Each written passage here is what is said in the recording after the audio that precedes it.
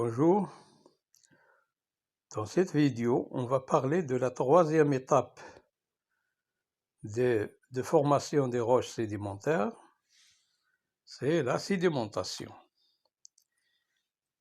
Ça veut dire comment se déposent les sédiments qui étaient transportés après l'érosion. Qu'est-ce que c'est que la sédimentation?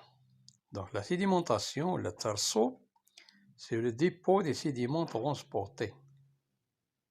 Les débris de l'érosion sont transportés par l'eau ou par le vent. Donc on a vu ça.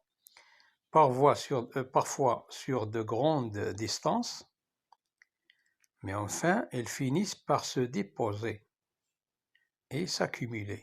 Déposer يعني كيتحطوا تضعوا وتراكم ديالهم dans des milieux qu'on appelle les milieux sédimentaires. Ça veut dire des milieux où se passe la sédimentation. Qu'est-ce que c'est qu'un milieu sédimentaire? C'est un environnement qui fait partie de la surface de la Terre. يعني واحد المكان جغرافي من سطح الأرض où les sédiments s'accumulent et diffèrent physiquement, où il y a dépôt des sédiments. Qu'est-ce que c'est que sédiments? Sédiments, c'est l'ensemble des particules plus ou moins grosses issues de l'érosion. يعني داك الفتات ولا العناصر الحتاتية ناتجة عن الحت هو l'érosion qui était transporté et déposé le plus souvent. Donc ce qui forme ce qu'on appelle les sédiments, الرواسب. Où et comment se déposent ces débris? Dans la surface de la Terre, on trouve trois types de débris. Les débris, bien les dépôts détritiques, الرواسب الحتاتية. Donc ceux-ci sont issus de l'érosion mécanique. Les dépôts chimiques, ils ont une relation, sont le résultat de l'érosion chimique. Dépôts biochimiques, ce sont des dépôts qui ils ont une relation avec les êtres vivants. D'accord? Donc, on va commencer par le premier type, un exemple de dépôt des éléments détritiques. Dépôt des éléments détritiques. On va prendre comme exemple, comme milieu sédimentaire, un milieu fluviatile, le fleuve, l'oued. Donc, ce milieu il est caractérisé par un courant d'eau, يعني بتيار مائي يعني فيه واحد المياه الجارية. Donc, il y a transport ici. Donc, mais lorsque le courant d'eau devient faible, de nombreux cailloux sont déposés sur la rive convexe. واحد دابا كنلقاوها في الجنب ديال الواد كنلقاو الحجر كبير. D'accord? Lorsque le courant est fort, la rive concave d'un fleuve est consolidée par des blocs. Les blocs sont de grande taille, des morceaux de pierre, de roche, des échantillons de grosse taille. Donc c'est un dépôt. Donc c'est une sédimentation. Pour savoir quand ces particules peuvent se déposer ou bien être transportées, donc il y a une relation entre la taille des particules, bien des débris, la taille, يعني القد, et la vitesse de l'agent de transport. Ça veut dire bien l'eau ou bien le vent. On prend ici le cas de l'eau courante. Donc nous avons ici un diagramme appelé diagramme de Jostrom. Sur l'axe des Y, des ordonnées, nous avons la vitesse du courant en centimètres par seconde. Sur l'axe horizontal, nous avons ici les dimensions des particules, ça veut dire la taille en millimètres.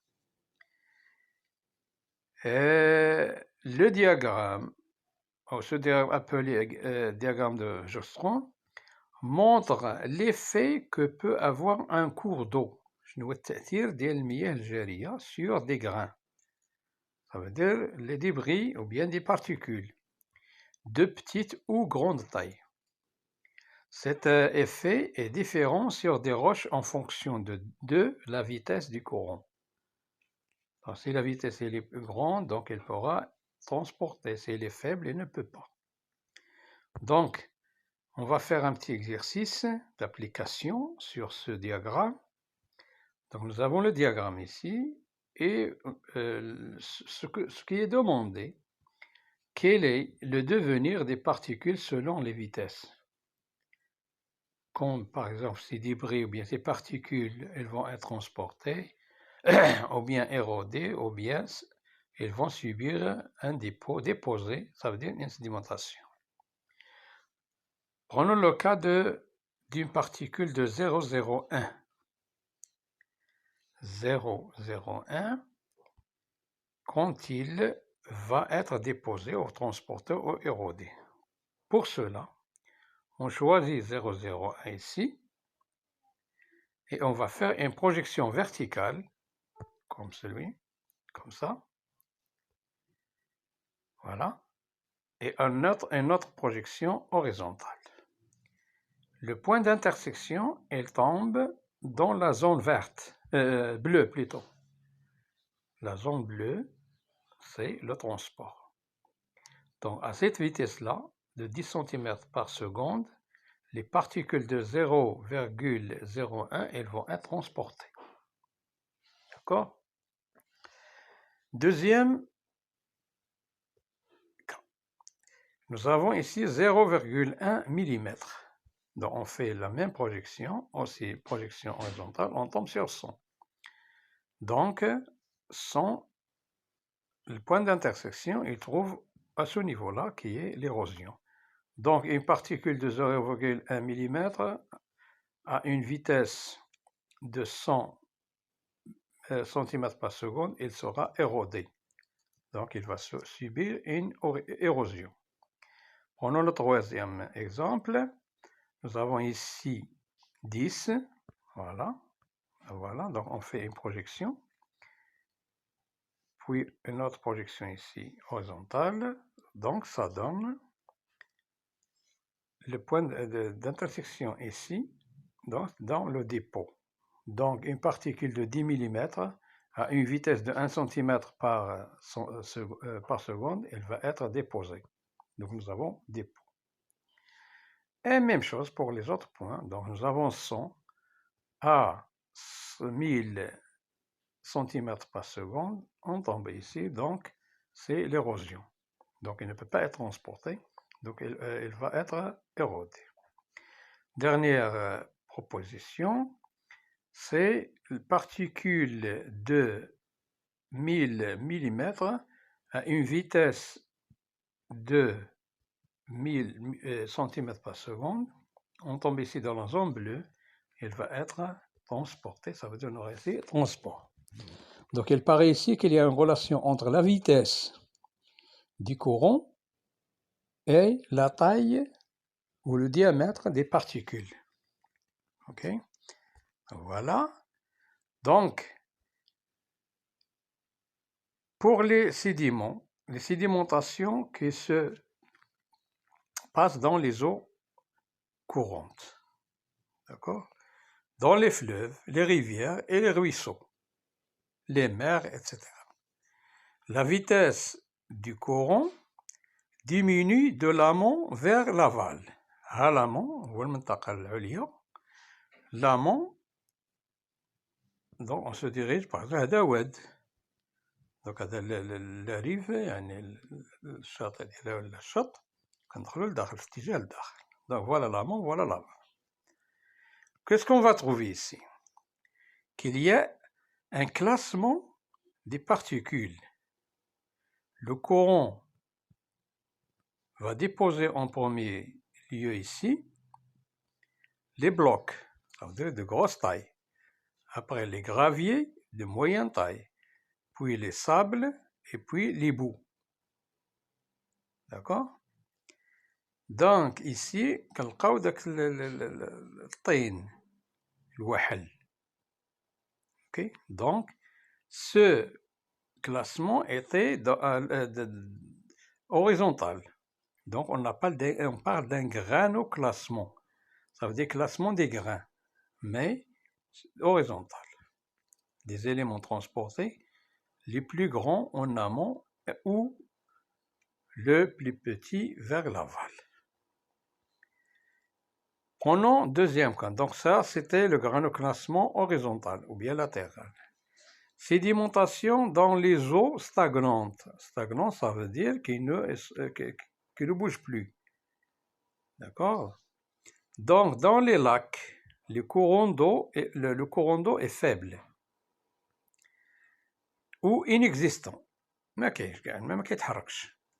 La sédimentation dépend seulement de la taille des détritus, des débris. Seulement la taille, puisque la vitesse elle est nulle. Donc il y aura un granoclassement, mais vertical. Les plus gros en bas et les plus fins en haut. Donc il a خدينا هنا هذا المخبر les prouvettes et on met un mélange de débris de différentes tailles, le sable, l'argile, les graviers, etc. On les laisse se déposer. On va voir que les grosses tailles, les débris de grosse taille ici, au fond, les moyens et les petites tailles, elles vont se déposer à la surface. Donc il y a un granoclassement vertical. Ça veut dire que les grains, ils sont classés, sont déposés en ordre des plus grands au bas vers les plus petits vers le haut, à la surface. Donc on parle d'un granoclassement vertical. Dépôt, deuxième type de dépôt des sédiments chimiques. On va prendre par exemple l'eau de mer. L'eau de mer, comme vous savez, l'eau de mer contient des sels, à l'état dissoute, comme le calcium, le sodium, le potassium. Donc الماء ديال البحر فيه الملحة. شنو غادي يوقع لداك الملحة؟ Dans des milieux à côté de la mer, il y a des petits lacs, qu'on appelle les lagunes. Dans une lagune, par exemple, ces sels se concentrent de plus en plus pour donner des roches appelées évaporites. Cette eau-là, elle va subir sous l'action de la chaleur une évaporation. Donc l'eau s'évapore, la concentration du sel augmente, donc elle va se déposer. Donc ici, la quantité ou bien la concentration des sédiments qui est un facteur ici. D'accord? Et il va donner des évaporites, ce sont des roches issues de l'évaporation, comme le gypse, le selgem ou l'NaCl. l'NaCl اللي كنديروا الملحة اللي عندنا في la cuisine. Qu'est-ce que la lagune? C'est une étendue d'eau généralement peu profonde, séparée de la mer par une barrière هذه. يعني كتكون معزولة على البحر. Donc هذه la lagune. D'accord? À la barrière. Mais l'eau de la lagune, elle est fournie par la mer, alimentée par la mer, soit pendant les vagues ou bien les marées, le mad ou le jasr. Donc cette eau, elle va s'évaporer, elle va déposer du sel. Donc on parle ici d'un dépôt des sédiments chimiques.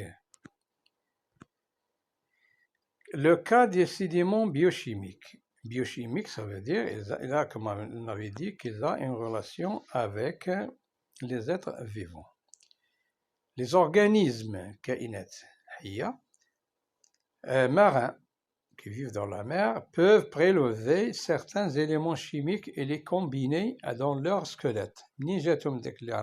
Biochimiques, les sédiments, puisqu'ils vivent dans l'eau, les éléments dissous dans l'eau, ils vont être intégrés dans le squelette. Exemple, des foraminifères et des radiolaires. Voilà des foraminifères. Ce sont des êtres vivants qui ont des squelettes et des coquilles. Donc, après la mort de l'organisme, le squelette se dépose au fond des bassins. Donc, puisqu'il se dépose, les constituants les plus fréquents sont la silice, le carbonate, le calcium, le carbonate de calcium.